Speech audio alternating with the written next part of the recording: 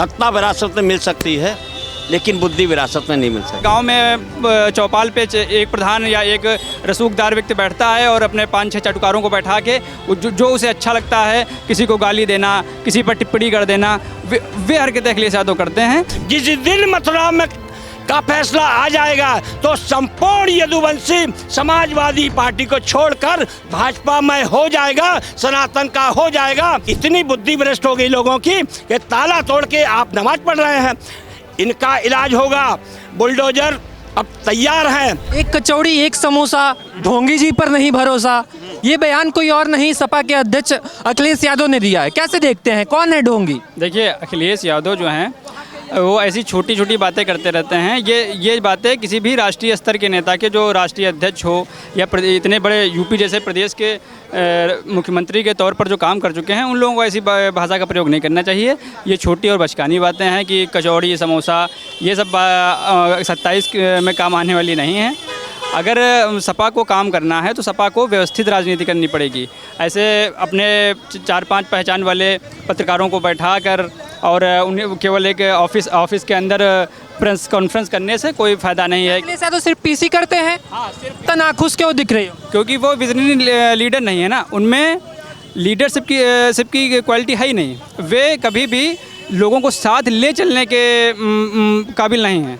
उन्होंने अभी जब से वे राष्ट्रीय अध्यक्ष बने हैं, या उनसे मैं भी जब से उन्हें मुख्यमंत्री के तौर पर मैंने उन्हें देखा है, उनका पूरा कार्यकाल देखा है, और उसके बाद से उन्हें मैं राष्ट्रीय अध्यक्ष के तौर पर भी देख रहा हूँ, वे कभी भी एक राष्ट्रीय स्तर के नेताओं वाली उनकी बात, उनकी आभा वैसी कभी रही ही नहीं है। वे एक किसी छोटे स्तर, गांव प्रधान के लेवल की बातें करते हैं, उस तरह का उनका आचरण है। वे जैसे गांव में चौपाल पे एक प्रधान या एक रसूखदार व्यक्ति बैठता है और अपने 5-6 चटुकारों को बैठा के जो उसे अच्छा लगता है, किसी को गाली देना, किसी पर टिप्पणी कर देना, वे हरकतें अखिलेश यादव करते हैं। जो कि इतने बड़े प्रदेश चलाने वाले या इतनी बड़ी पार्टी और इतनी अच्छी पार्टी, मुलायम सिंह यादव के कल कर्मों की वो पार्टी है, उनके कर कमलों से ये सींची हुई पार्टी है, जिसको और मुलायम सिंह यादव बड़े नेता थे। योगी आदित्यनाथ कैसे लगे? योगी आदित्यनाथ अच्छे नेता हैं। अच्छा, उनके कार्यकाल को कैसे देखते हैं? योगी आदित्यनाथ उत्तर प्रदेश के मुख्यमंत्री, उन्होंने काम किया है कि सिर्फ हवाबाजी? नहीं, योगी जी ने काम किया है, जाहिर सी तौर पर काम किया है। लॉ एंड ऑर्डर उनका बहुत अच्छा के मामले में काफ़ी अच्छे रहे हैं। वे थोड़ा स्ट्रिक्ट या कट्टरपंथी नेताओं के श्रेणी में आ सकते हैं, ये उनका माइनस पॉइंट है। बाकी प्रशासन के तौर पर एक प्रशासन, लड़कियां सुरक्षित है योगी आदित्यनाथ? हाँ, लड़कियाँ जाहिर सी बात है, आप देख सकते हैं। आप लखनऊ में खड़े हैं, आप 1 बजे तक 2 बजे तक रुकिए, यहाँ पर देखिए लड़कियां आराम से आ रही हैं, जा रही हैं। आपको बहुत रेयर सुनने को मिलेगा कि कोई ऐसी घटना हुई है। और हमारा लखनऊ शहर तो इस मामले में बहुत अच्छा है। यहाँ कभी भी बहुत रेयर आप सुन पाएंगे, ऐसी कोई घटनाएं होती नहीं है। कि हम कचौड़ी वाले बयान पे आते हैं, एक कचौड़ी एक समोसा, ढोंगी जी पर नहीं भरोसा। कौन है ढोंगी? किसको कह रहे हैं अखिलेश? असल में सत्ता विरासत में मिल सकती है लेकिन बुद्धि विरासत में नहीं मिल सकती। किसको? जिन्होंने कहा है, जिन्होंने वैसा वक्तव्य दिया है, ठीक है, तो जब बुद्धि का विनाश होता है, ठीक है, तो आदमी इसी तरह की बात कर सकता है। संपूर्ण भारत के अंदर हमारा पत्रकार बंधु किसी भी आदमी से या किसी भी माता से, बहना से जब ये पूछता है कि आपको मुख्यमंत्री कैसा होना चाहिए, तो केवल एक स्वर में कहता है योगी आदित्यनाथ जैसा होना चाहिए। लेकिन योगी आदित्यनाथ को ढोंगी कहा जा रहा है। लेकिन वो है कि भाई असल में सत्ता से दूर हैं, तड़फड़ा रहे हैं।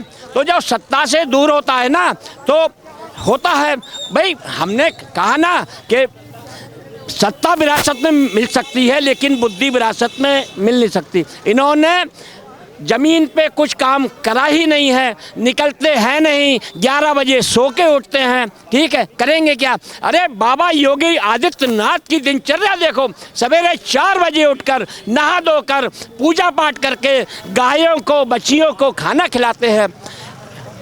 नवरात्रि में 9 दिन का व्रत रखते हैं, अनाज नहीं खाते हैं। लेकिन इस पर भी तो अखिलेश यादव कहते हैं कुछ लोग समय पे उठ जाते हैं लेकिन होश में नहीं रहते। नहीं, तो इसीलिए तो कहा है ना कि जिसकी बुद्धि जैसी होती है वो वैसे ही बोलता है, ठीक है। सत्ता में आना नहीं है। इन्हीं के समाज के यदुवंशी लोग अब कहने लगे हैं कि ये केवल मुस्लिमों के नेता रह गए हैं। ये मस्जिदों में जाते हैं, मज़ारों पे जाते हैं, ये चादर चढ़ाते हैं, टोपी पहनते हैं, मुस्लिमों का स्कार्फ पहनते हैं, ठीक है। ये अब हमारे सनातन के रह नहीं पाए हैं। गांव देहात में हमारे पत्रकार बंधु पूछ रहे हैं क्या अखिलेश यादव को आप वोट दोगे, तो कहे भैया हम इनको नहीं देंगे। ये नहीं देंगे अखिलेश यादव। सनातन से बहुत दूर है। हमारे भगवान श्री राम का मंदिर इतने सालों के बाद बना है, इनको ये दर्शन करने तक नहीं गए। और अगर कोई इनके पार्टी का नेता अगर चला भी जाता है तो उसको निष्कासित कर देते हैं। एक समाजवादी पार्टी की नेत्री थी, कोई मिश्रा थी, तो अयोध्या चली गई, उसने एक फोटो फेसबुक पे डाल दी तो उसको एकदम से कॉल चला गया कि आप समाजवादी पार्टी में नहीं है। मतलब भगवान श्री राम से इतनी नफरत इनको।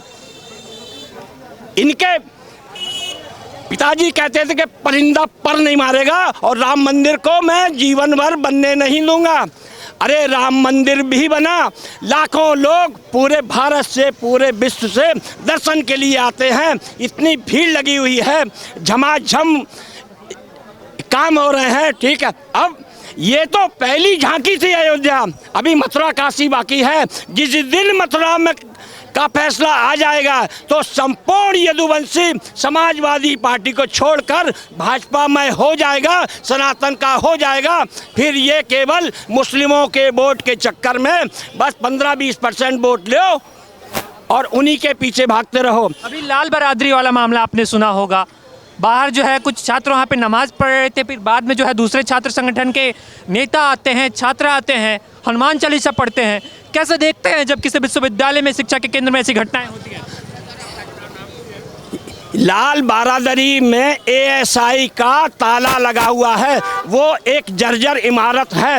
एएसआई का ताला तोड़कर नमाजवादियों ने उसका ताला तोड़ा और वहाँ नमाज पढ़ने चले गए। बाबा जी 4 दिन के लिए बाहर क्या गए कि इतनी बुद्धि भ्रष्ट हो गई लोगों की कि ताला तोड़ के आप नमाज पढ़ रहे हैं।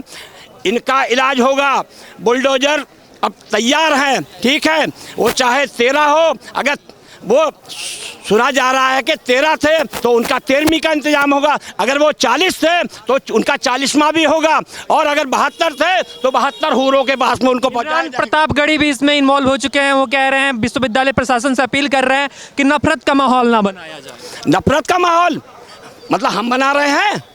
नफरत का माहौल आप बना रहे हैं, आप उकसाते हैं। हमारी अभी एक बुलंदशहर में दलित बेटी का बारात आ रही थी, इन लोगों ने डीजे बज रहा था, ठीक है।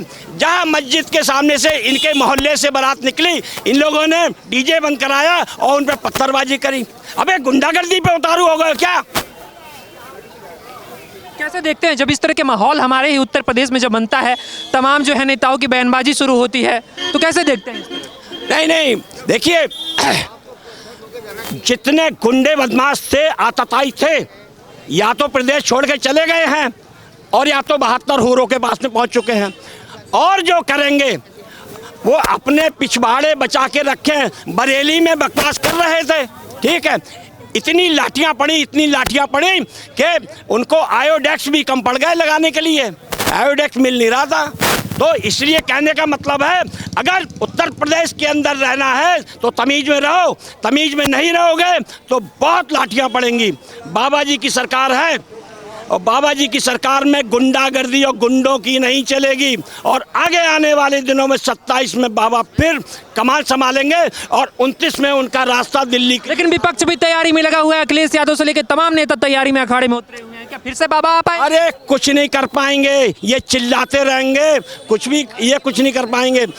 आधी आबादी से अगर पूछो, माताओं बहनों से पूछो कि किसको चाहते हो, तो सीधे कहते हैं जो हमारी इज्जत का ख्याल रखता है हम उनके साथ में हैं। तो बाबा जी का कोई सानी नहीं है, बाबा जी के अलावा कोई ऑप्शन है ही नहीं, और बाबा जी ही आएंगे और फिर वही उनका बुलडोजर और लाठियाँ तैयार हैं। ठीक है, आता ताई सुधर जाओ तो बाबा बहुत पीटेंगे।